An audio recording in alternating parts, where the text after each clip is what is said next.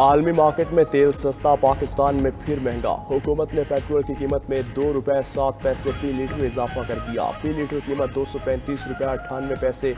Diesel की कीमत में भी ₹2.99 का इजाफा। डीजल फी लीटर ₹247.43 का हो गया। मट्टी का तेल भी ₹10 से जायद महंगा। आलमी मंडी में गुज़श्ता माह के दौरान खाम तेल की कीमतों में कमी का रुझान रहा। आलमी कीमतों में कमी की वजह से मुल्क में भी पेट्रोल सस्ता किए जाने का इम्कान था।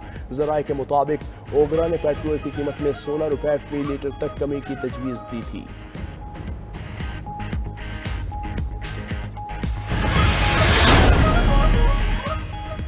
आलमी मार्केट में खाम तेल की कीमतों में कमी का सिलसिला जारी है। खाम तेल एक ही रोज $2.5 से जायद सस्ता हो गया। अमरीकी खाम तेल की फी बैरल कीमत में $2.79 कमी हुई।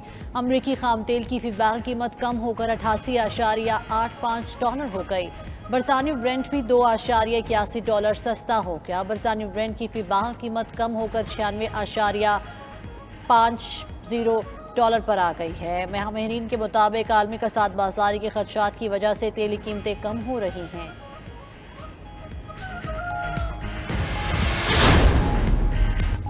पाकिस्तान को IMF से $1 अरब 16 करोड़ मौसूल। स्टेट बैंक के मुताबिक रकम से ज़र मुबादला ज़खायर को बेहतर करने में मदद मिलेगी। पाकिस्तान को दूसरे मालियाती इदारों और ममालिक से कर्जा मिलने की राह हमवार। IMF के एग्जीक्यूटिव बोर्ड ने गुज़श्ता दिनों पाकिस्तान को रकम जारी करने की मंजूरी दी थी। IMF से मिली रकम पाकिस्तान की मईशत को बड़ा सहारा देगी।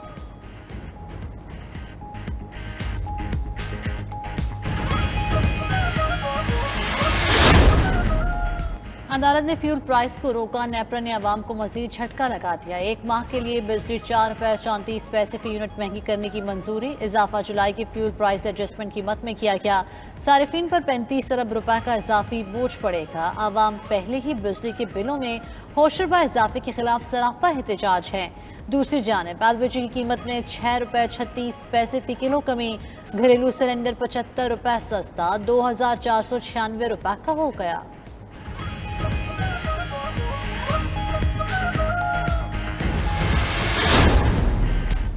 सैलाब से पैदा सूरत हाल में सब्जी की किल्लत। काबीना की प्याज और टमाटर दरामद करने की मंजूरी। हुकूमत की इन अशिया को दिसंबर 2022 तक टैक्स से इस्तिस्ना देने की मंजूरी। वफाकी काबीना ने फैसलों की सर्कुलेशन समरी के जरिए मंजूरी दी। काबीना डिवीजन ने हुक्मनामा जारी कर दिया। पैकेज ईरान और अफगानिस्तान से प्याज और टमाटर की दरामद पर लागू होगा। FBR ने अशिया की दरामद पर टैक्सेस और ड्यूटी से छूट के लिए 5 SROs जारी कर दिए।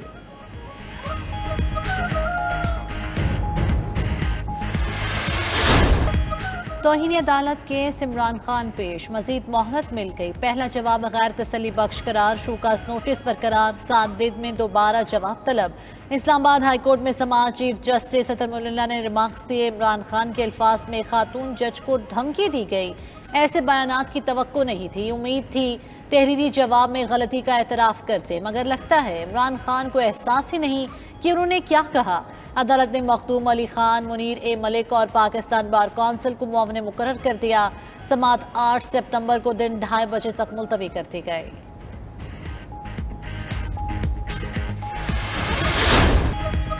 आप हमें इल्ज़ाम देते हैं पाकिस्तान की अदलिया 130वें नंबर पर है। एक केस में फवाद चौधरी को बताया वो नंबर अदलिया का नहीं इंतज़ामिया का था। Chief justice Islamabad high court के दौरान समाअत रिमार्क्स। मजीद कहा, इमरान खान ने सवाल उठाया ये अदालत रात 12 बजे क्यों खुली। अदालत किसी भी कमज़ोर की खातिर या आईनी मामले के लिए 24 घंटे खुली है। पुलिस ऑर्डर नाफिज करने का हुक्म दिया तो वफाकी हुकूमत ने मज़ाहमत की। अदालत ने दौरान समाअत वफाक को बगावत और गद्दारी के केसेस पर नजरसानी की हिदायत कर दी।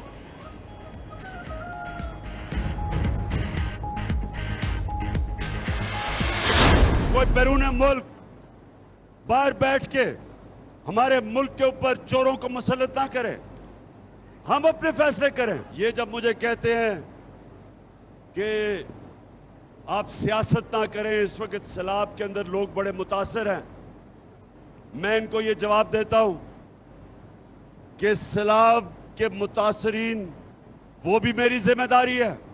उनके लिए इंशाअल्लाह सबसे ज्यादा काम करूंगा मैं। चेयरमैन तहरीक इंसाफ इमरान खान कहते हैं मुल्क में इंसाफ की जंग लड़ रहे हैं। मुखालिफ कहते हैं मुल्क में सैलाब है, सियासत ना करें। वो मुतासरीन सैलाब की सबसे ज्यादा मदद करेंगे। मुल्क में हकीकी आज़ादी की तहरीक भी चलाएंगे। हमारे ऊपर चोरों का टोला मुसल्लत किया गया, फैसला करना है। कोई बाहर बैठकर चोरों को हम पर मुसल्लत ना करे। पाकिस्तान के फैसले पाकिस्तान में ही होने चाहिए।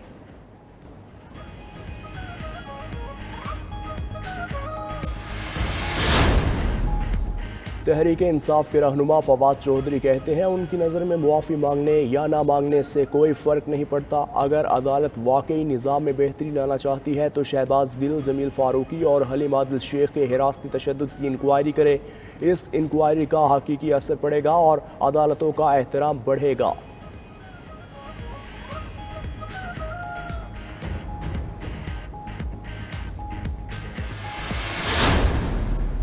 मेरा ख्याल है कि ये सिर्फ़ और सिर्फ खिदमत का वक्त है और जो शख्स ये नहीं कर सकता उसको फिर सियासत के अलावा कोई और काम करना चाहिए। मियाँ साहब ने हुक्म दिया था, जमात को हम सब ने कंट्रीब्यूट किया और वो मैं जो जमात की तरफ से जो इमदाद है वो मैं लेकर आई हूँ। इंशाल्लाह जल्दी आएंगे।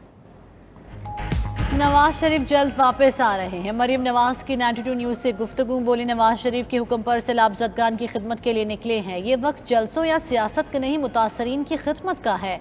आफत की घड़ी में इख्तलाफात छोड़कर मुतासरीन का ख्याल करना होगा।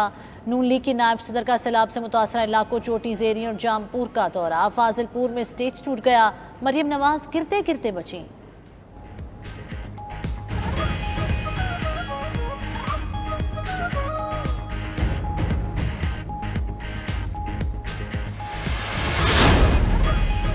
वज़ीर-ए-आज़म की सैलाब ज़दा इलाकों में बिजली, सड़कें और मवासलाती निज़ाम जुम्मे तक मुकम्मल बहाल करने की हिदायत। शहबाज शरीफ ने इजलास में कहा पावर डिवीजन का कोई ऑफिसर बिजली की बहाली तक दफ्तर में न बैठे। वज़ीर-ए-आज़म का खैबर पख्तूनख्वा के सैलाब से मुतासरा इलाकों का दौरा। कालाम और कांजू में मुतासरीन से मुलाकात की और मसाइल सुने। खैबर पख्तूनख्वा के लिए 10 अरब रुपए इमदाद का ऐलान। शहबाज शरीफ कोहिस्तान के इलाके पटन भी गए। सूरत हाल पर ब्रीफिंग दी गई।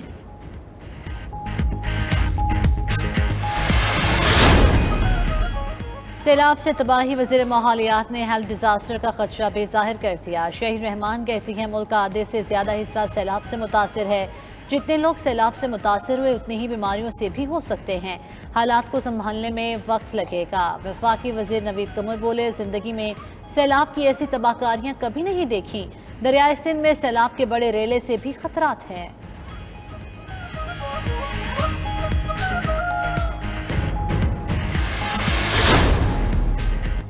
वज़ीर ख़ारिजा बिलावल भुट्टो के हमरा 20 से ज़ायद ममालिक के सिफारतकारों और आलमी इदारों के नुमाइंदगान का सैलाब ज़दा इलाकों का फ़ज़ाई दौरा। सिफारतकारों और आलमी इदारों के नुमाइंदगान ने सिंध, बलोचिस्तान और खैबर पख्तूनख्वा के मुतासरा इलाकों का दौरा किया।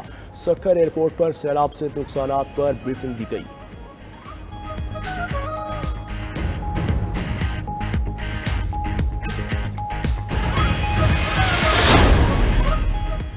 पाकिस्तान में सैलाब ज़दगान के लिए दोस्त मुल्कों की इमदाद का सिलसिला जारी। तुर्किया से छठा तैयारा इमदादी सामान लेकर कराची पहुंच गया।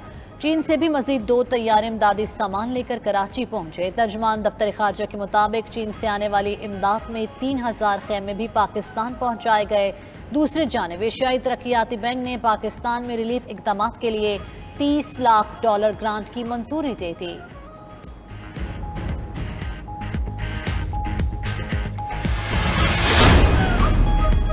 मुल्क में तबाहकुन सैलाब, मुतासरीन के मसाइब व मुश्किलात। GHQ में 6 सितंबर को यौम दिफा की तकरीब मुलतवी कर दी गई। ISPR के मुताबिक तकरीब मुतासरीन सैलाब के साथ इजहार यकजहती के लिए मुलतवी की गई। पाकिस्तान की मुसल्लह अफवाज सैलाब मुतासरा बहन भाइयों की खिदमत जारी रखेंगे।